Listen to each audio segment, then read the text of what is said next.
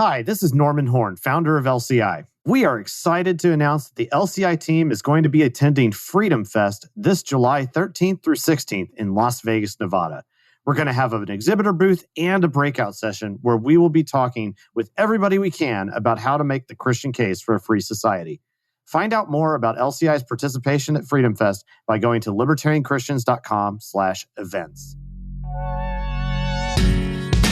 Welcome to the show that gets Christians thinking about faith and politics. Get ready to challenge the status quo, expand your imagination, and tackle controversy head on. Let's stand together at the intersection of faith and freedom. It's time for the Libertarian Christian Podcast. Welcome to another episode of the Libertarian Christian Podcast, a project of the Libertarian Christian Institute. I am Doug Stewart, your host, and I've got Norman back with me. Hey, Norm. Hey, Doug. Summer is upon us, at least as we're recording this. Yeah, this will go out before summer starts. So summer is about to happen, and COVID is mostly behind us. I realize that that's not entirely true, but given what the government does, it'll probably never entirely be true.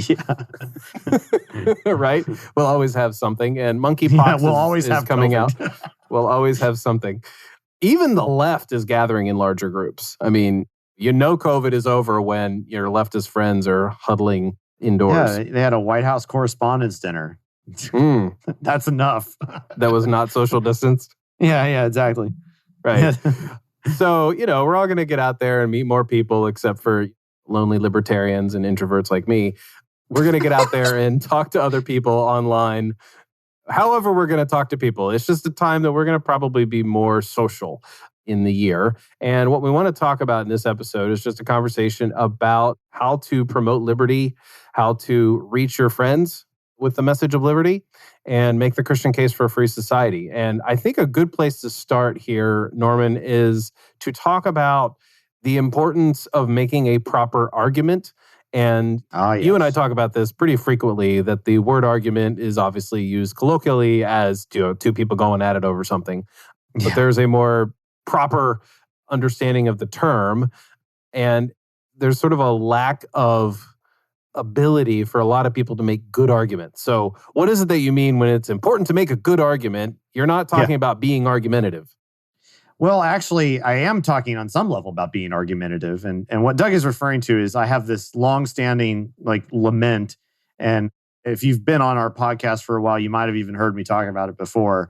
But this lament is that we are losing the ability to argue in this world, and especially amongst Christians. And I think there's to an extent, we even have a theological wrongness to it, because we often, refer to that verse, that lovely little verse that says, do everything without complaining or arguing. And we seem to say, well, that just means we just shouldn't ever argue. But that's not really what it's about. What really that verse is referring to is not the systematizing of knowledge together and making, the setup of premises and logical substance in order to make a case for something, but rather the disputatious element of it, the fighting element of it. I think it's important to argue. I think it's really important to argue. In fact, and I will argue you down about it. Wait, that's self-referential, isn't it? That works. We'll forgive it for now. But the reason that it is important is precisely because we are supposed to be men and women of reason. And if we are men and women of reason in the church today, seeking after truth, then we need to understand what it means to disagree well and to logically work through problems. That process is called argumentation. Okay? I mean, it's funny to consider even going back to the classic Monty Python argument sketch, where the reason why it's so funny is that it's not actually an argument. It's just contradiction. And it's kind of funny the way that plays its way out. And it's why I'm a huge fan of John Cleese in this regard, and Eric Idle in that particular sketch. And in fact, a little fun fact, I have performed that sketch before in playing the role of John Cleese. And it was a long time ago. In fact, probably the only person who would be listening to video? This. It's not on video. It was done when I was an undergrad. And probably the only two people listening to this who even know that exists would be my mother and my wife. And so, well, actually, I guess my dad and maybe my brother too. But that's about it. The Horn family. If you happen to remember that, call me. But anyway, but the point is that arguing is really an important function of trying to interpret truth and to denigrate the process of argumentation the way that we often do in this society. It's like, well, I just don't want to disagree. I just don't want to disagree, or something like that. Or let's just agree to disagree as a way of just stopping conversation is not doing anybody a really good service at times. Now, sometimes it's best to stop an argument from continuing because maybe it will become more disputatious than it needs to be. But the fact is that the process of argumentation is important. You need to know how it works and you need to participate in it. Because if you're not, you're doing your own brain a disservice, let alone the people of God. Yeah, I found that working through a topic or an issue, even whether live, like in an actual argument or an exchange with somebody, or whether it's like me sort of thinking about what they said and taking that home and noodling over it, so to speak, that is good for me too. It's not just like, oh, all right, good. I'm going to now be better at, promoting liberty. It's also good at me being able to promote something better. Do you have any like specific ways in which people can sort of, I want to say, live this out and sort of practice? Are there resources? Like, what do you have? There's lots of stuff you could do in this regard. And I want to kind of, preface what I'm about to say. And like, if you need another reason, like how to connect this to promoting liberty, let's put it this way. The reason why we're talking about this argumentation component here is that it's not just about spouting information at people. It's about being able to invite others into dialogue. And this is the way that we converge upon better and better understandings and truths and interpretations of right things in our brain. And so this is why it's important to kind of have this really solidified together. In fact, I'd even go so far, and this is somewhat tangential, but Doug and I have talked before about like, if all we can realistically accomplish in the long run history of the church is to just improve the level of theological conversation and argumentation about politics and theology and whatnot, then we've done a good thing. But this is the starting point, though, is that by understanding how to reason well, we will be able to promote liberty better. And you'll just be able to you'll be a smarter person as a result. That's just a fact. I mean, do I need to keep going on that point? Not really. No. So let's just get to the straight up resources. I mean, here's what I love is that there's all sorts of meta ways to go about learning how to logic things better. And logic is the verb in this case, to logic it out. There are courses, great opportunities on things like Coursera or books, both by Christians and non-Christians about how to reason well. So you can find those resources and take a look. Those are great ways to do it. When you're in active practice mode, when you're actually talking with other people, there are two things that I would try and do. Number one is ask a lot of questions. In other words, kind of playing around with the Socratic method. And by asking them to try and work out with you the implications of what they're saying. And so this is a good way of helping to develop better arguments while you're at it. And then the second piece there is not only to ask questions, but try to restate what your opponent is trying. If we don't want to call it the opponent, you can say maybe your interlocutor, if you want to be a little more mild in that respect. But restate your opponent's words in the best way that you understand them at that time. That helps you to understand their argument and gives you even some additional time to formulate your response better. So that's two little habits you can develop that'll improve your argumentation. I want to throw in two resources that I would suggest along these lines, and they are actually demonstrations of very good and proper reasoning. And one is Alex Epstein's book, The Moral Case for Fossil Fuels, which actually is actually there's a follow-up book, or it's actually a completely different book. It's not like an updated version of Moral Case, called Fossil Future, that Alex Epstein just recently published. And he is one of the best arguers that I've ever witnessed, both online, both in like writing. He is really, really good at asking those questions and restating things back. And so I would recommend that resource, not to mention the book itself and the content is just spectacular. And awesome. The other person is Jason Brennan. When he is arguing in certain books like Against Democracy and The Case for Openness, when you read a person who 2 paragraphs later is addressing the concern you had while reading the 2 paragraphs prior, because they know how someone's going to think and they can present this argument in a certain way. Now, again, it's a one-sided thing because they wrote this book, years ago or over the course of several years, and now you're reading it over the course of maybe several days or weeks or whatever the case may be. And so it's one-sided in that regard, but it's a good demonstration of well-articulated and well laid out arguments. All right, that's really good, Doug. And I'm really pleased you kind of brought some of those resources up. It reminds me that I really do need to pick up Alex's other books and get into that. I know he's got a new one out, and that's exciting. There's also, another kind of set of ideas that you've been developing in particular about ways in which we can personally live free and thereby promote liberty, both in our most immediate circles and kind of radiating outward from that. So what have you been thinking about in this respect, and what do you want to tell our listeners here today? Yeah, well, it's kind of funny. I'm chuckling here because you and I just recorded additional questions for the other podcast that we did, and it was talking about freedom in Christ and the importance of that and how does that relate to political freedom. So if you haven't yet subscribed and listened to the Faith Seeking Freedom podcast, please go do that. It's much shorter episodes based on questions. So I'll just leave it there for now. Yeah, so sometime in 2021, actually probably mid to late 2020, I started realizing that the government lockdown, oppressive sort of stuff that was going on in Pennsylvania, where I live, and all around. And throughout the world. And throughout the world. But it became personal for me because there were a handful of things that my family and I couldn't do. There were some decisions that we had to make based on government edict, or governor edict, I should say, which I guess is somewhat the same, but actually an important nuance to make.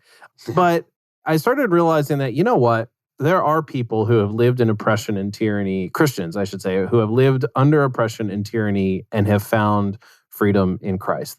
There are North Korean churches who are living in freedom in Christ. And there are ways in which I have witnessed other people living free amidst all of the shenanigans that the government was doing, right? And relatively speaking, what we went through during the pandemic and all the lockdowns is, I don't want to overstate or understate it on the one hand, but it really wasn't as bad as what we've seen people go through in past history. I mean, we're talking really bad, egregious stuff happened, right? But on the whole, Americans But we still are blessed. Yes, there is still a place to be thankful. Like, I mean, even if, I don't believe this, but even if Amazon were the evil organization, we at least had food and things delivered to our house, right? Like within a week. And I know that that's not everybody's story. There are people who were truly going hungry, and there were people who were truly, literally locked in their homes. I don't want to understate the importance that those were very wrong, okay? But for me, and again, I'm just talking about in what I've been sort of pondering lately, and I'm leading up to what's on our website here. I was thinking, okay, this is bad. It's not as bad as it could be for me. And I need to figure out a way to live free within the constraints that are placed on me, okay? And there's some things that I can and cannot do. There's a phrase that I honestly do not remember where it came from. I just remember it stuck in my head early on as I was becoming a libertarian. The man or the one who longs to be free will find a way to live free. And that's kind of stuck with me. And I'm like, okay, how do I choose to live free in some sort of circumstance? Now, I will say that there were a handful of people that I know who didn't wear masks even when they were required to, and they just had that freedom to sort of flout governor edicts. And I didn't quite have the entire bravery. I did make one exception. I would refuse to wear masks outside.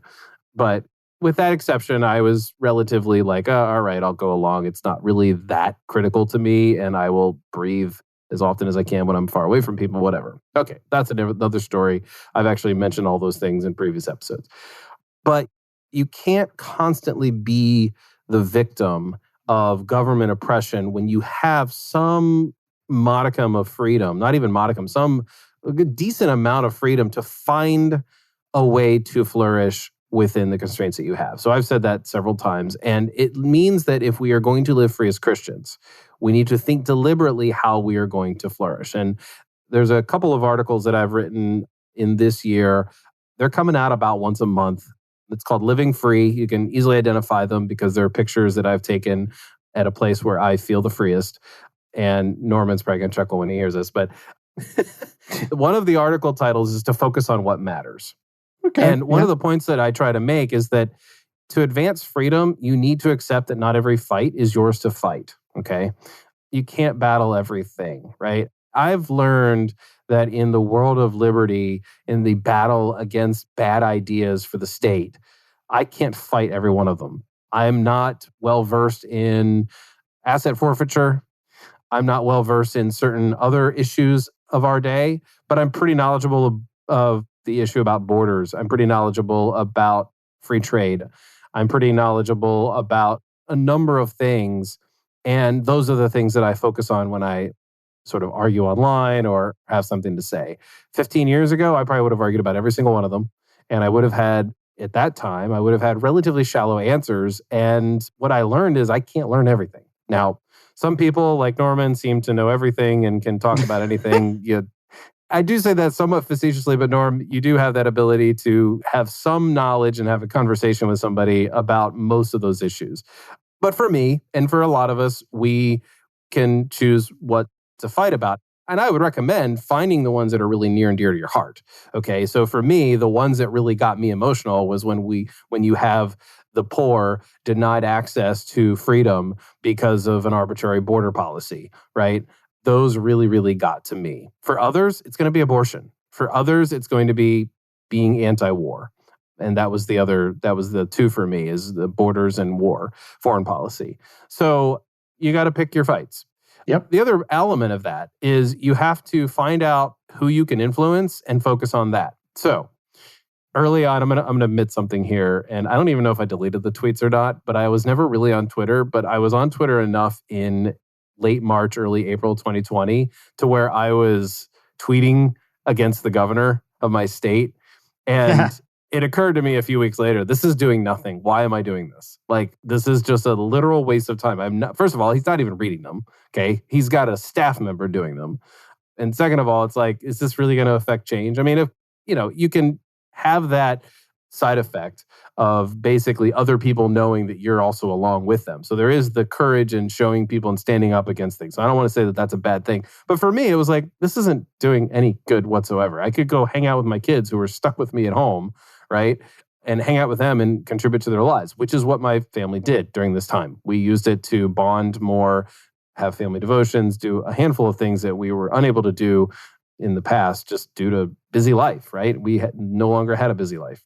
So you could tweet your governor, or you could do something possibly a little bit more advantageous, which is go to a school board meeting. Going to a school board meeting, you would actually be one of a lot fewer people, and you can come armed with information and knowledge about whatever the issue might be. And you and maybe 100 people, depending on how big your school board meetings are, you could probably affect way more change. Find an issue that you're passionate about, pay attention, it's local. I often say, with respect to libertarianism, the localer the better. Your local school district, while it might be considered part of government and the state, it is definitely not going to have as much power as the federal government. And so you can influence power in that way. So you have to take inventory of your life, right? Like, where do I have influence? There's a Greek word, oikos, that our church uses to talk about basically the up to 15 people that you have influence. And it's not the 15 people you'd like to reach, but the inventory of, okay, who is in my sphere of influence? So it could be the people that you're talking about. So this could be your kids. Include your kids in this, right? It could be your neighbors. It might not include the neighbor that you don't ever see because, they're behind the road. You literally call them your neighbor because you share a property boundary, but they're not anybody that you know, right? And so you have that small sphere of influence. So you have to take inventory of the people that you can influence, the locations that you can influence. How do you advance freedom by being where you are, or as other people might say, bloom where you're planted, okay? Another thing is the long game. Norm, you mentioned about if all we do is in 100 years, people can look back to LCI and say, wow, they really made a contribution as to how Christians can make political arguments. You'd say we've done a great thing. And that's a long view. And that's a really important thing to consider here. It's really easy to have all of the energy and adrenaline of going to a protest and say, we protested whatever, at the local, whatever it is. Sorry, just fill in the blanks here. I don't go protest, so I can't just randomly pick things. That's great. You get a lot of adrenaline, and those are good things to do if that's what you want to spend your time doing. As long as they're mostly peaceful. No. As long as they're completely peaceful. Okay. Oh my gosh. Yeah. So we can choose to influence others for the common good in ways that promote freedom and enables flourishing. And so we need to do that by influencing the people that are around us. So take the long view. Your testimony is easily as effective over the long run than your arguments. And to be honest, your arguments aren't going to win everybody over right away anyway. Your arguments good arguments are going to settle with people, and they're going to start seeing the wisdom that you have. And they're going to also see the consistency in your life as well as your argumentation. So those are a handful of things that I've been sort of noodling on, as I've said, I think several times in this episode, that I've been thinking about over the past several months. And it's how to choose to live free. There are about 3 or 4 articles up on libertarianchristians.com right now that you can find that are relatively brief. They're not really lengthy, but they're just encouraging ways in which we can influence others. So what does all this have to do with LCI? Because Norm and I, it's our passion to help others make a Christian case for a free society. And the Libertarian Christian Institute is here to help you do that. And we do that in a number of ways. Norm, what is the most important way that people can learn about the Christian case for free society? Well, these days, there happens to be a new book that'll really help you out. If you are really wanting to delve into even just the beginning stages of understanding better how to make a Christian case for a free society, understanding Christian libertarianism or libertarian Christian ideas, well, we've got the book for you. We just released this about a year ago, and it's called Faith-Seeking Freedom, Libertarian Christian Answers to Tough Questions. And it is all about kind of the basics of it all. We go through theology. We go through a lot of economics. We go through a lot of political theory. And all through it, it's being told with the backdrop of the Christian worldview. So if you're looking to begin that journey, this is a wonderful way to start it. If you are even part ways into it and you want to start honing your own personal sword in this regard, this is a great way to do it.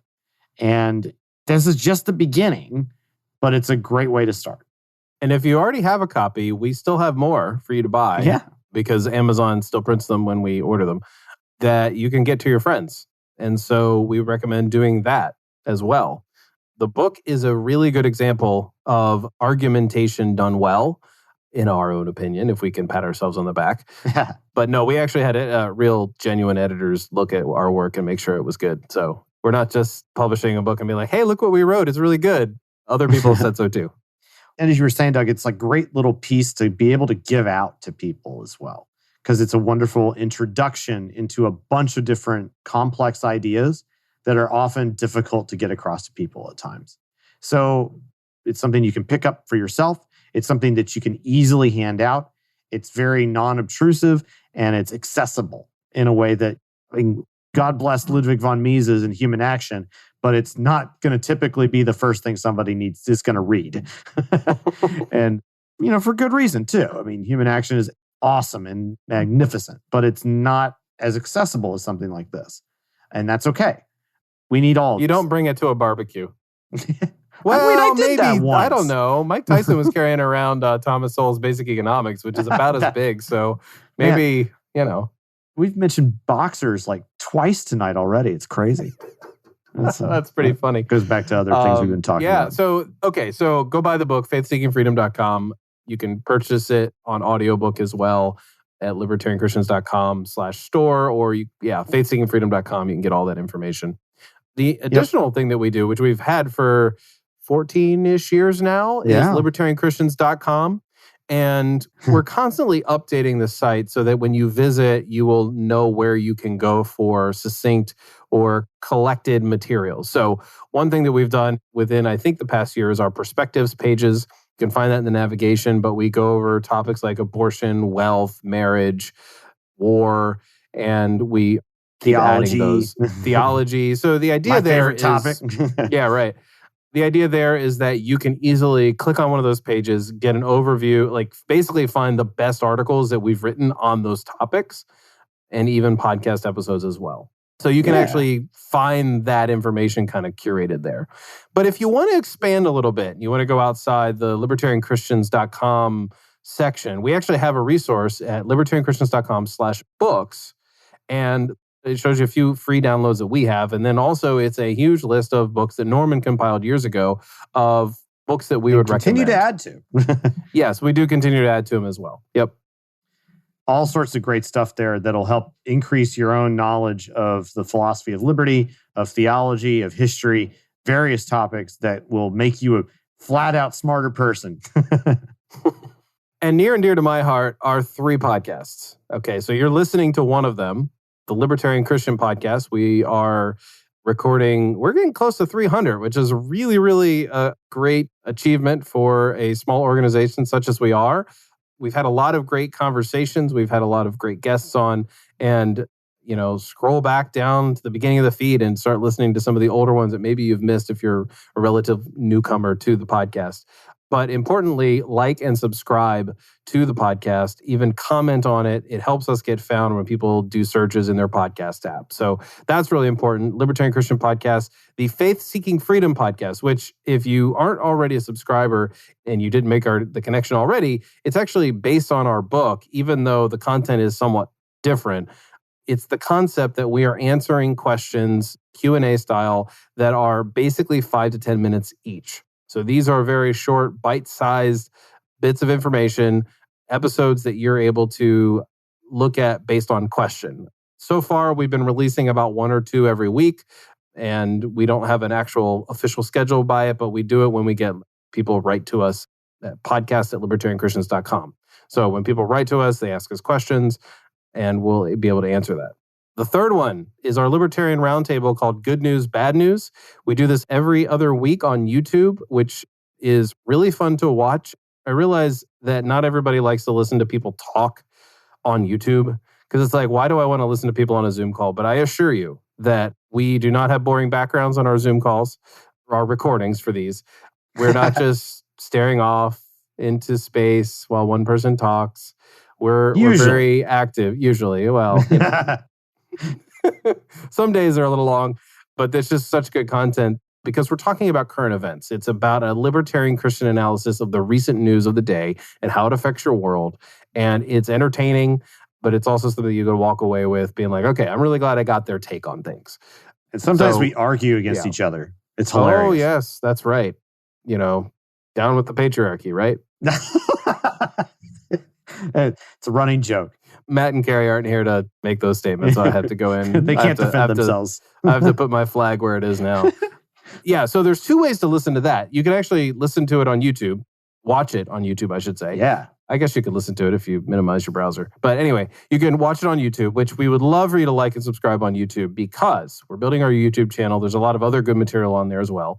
And you can also subscribe to it as its own podcast as well. So we've got 3 podcasts: Libertarian Christian Podcast, which you're listening to, Faith Seeking Freedom Podcast, which is our bite size, and our Good News, Bad News, LCI Roundtable, which is our Christian analysis of news of the day. So sweet. There's one big announcement that we should probably talk about, which is it is something that's time-based. Okay, we're recording this at the end of May 2022. Norm, what's happening this summer? Well, we have decided we're getting back out there. Now that events are happening again, we are going to events, doggone it. And we are for the first time going to be at Freedom Fest this year. And that is in July. It's July 13th through the 16th. We're going to have an exhibitor table. We're going to have a breakout session. We're going to have a great time getting to know people, connecting with folks.